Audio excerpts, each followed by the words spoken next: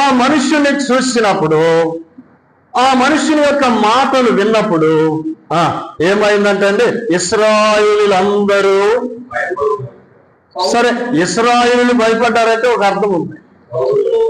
ఎవరు భయపడ్డారంటమ్మా? సౌలు కూడా భయపడ్డాడు.